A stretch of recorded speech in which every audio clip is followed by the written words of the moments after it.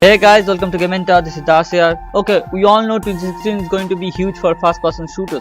That's why Gamentor wants to talk about top 10 FPS games of 2016. Number 10, Paladins, Champions of the Realm.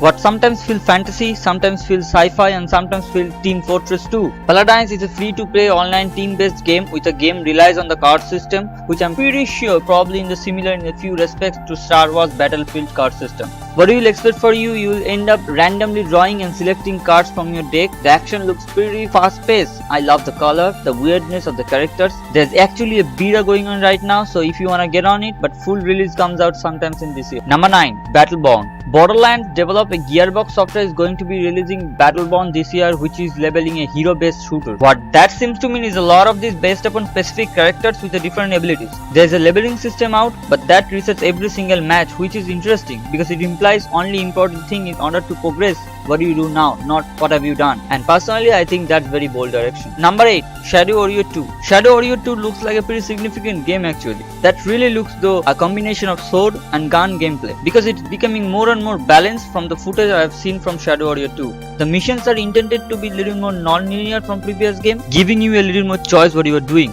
What else I'm interested about Shadow Warrior 2 is that the new traversal mechanics that are like climbing walls, double jumping, because all the great stuff they came up with really needs to be less ignored as new games are being made. It's also a unique setting because there are just not many first-person shooters set in anything other than America, Germany or Spain. Number 7, a Call of Duty game from Infinity Ward. As you might remember, the last Infinity Ward Call of Duty game, which is called Call of Duty Ghost, which came out November 5th, 2013. By far the most competent developer for Call of Duty other than Infinity Ward is probably Treyarch, and their entries have been good. But it's really interesting to have the original developer for the series back on it. Now, there is not a whole lot of details about the game as if right now, but we do know Tad Walterman, who hasn't been with Infinity Ward for 5 years, back on board, and he is a multiplayer project manager. Number 6, Homefront: The Revolution. So Homefront kind of a controversial topic. Some people think it's great, some people don't. But it looks to me as a scale of being opened up. You are going to have open world game with a lot of different districts. On top of that, there is a scavenging system to create and modify weapons and equipment.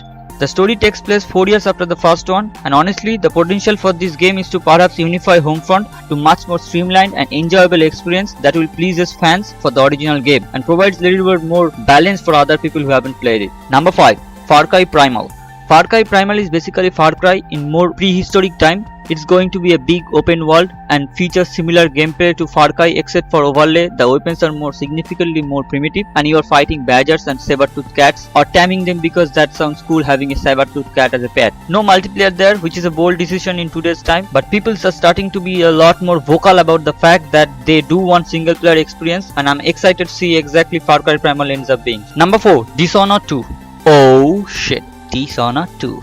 So I'm gonna preface this game by saying that Dishonored 2 is my jam. I'm unclear how utterly might that sound, but I do not care. Arkham Studios made a masterpiece with Dishonored 2. It includes elements of Bioshock and many platform games and branching morality system that has a significant effect on the plot. I like all that stuff. The powers in the game are awesome, just to imagine that continuing the story alone. I don't even need to know anything about it, what I'm excited about. But knowing that the levels are going to be significantly bigger, the powers are significantly wider, and the stakes are probably up to quite a bit because they know they have a lot to live up for the first squad. And bit more information please. Thank you. Number 3, Deus Ex: Mankind Divided.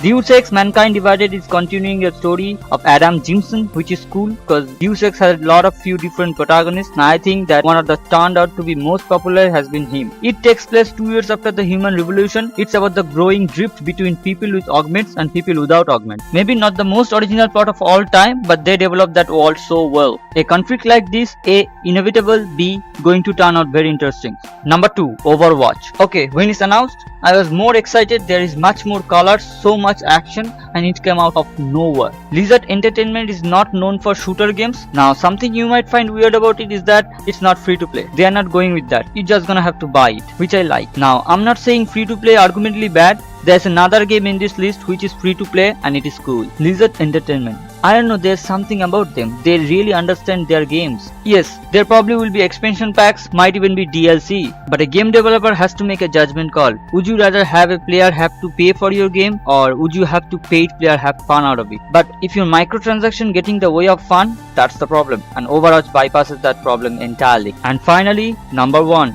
the game that has been for development for decade.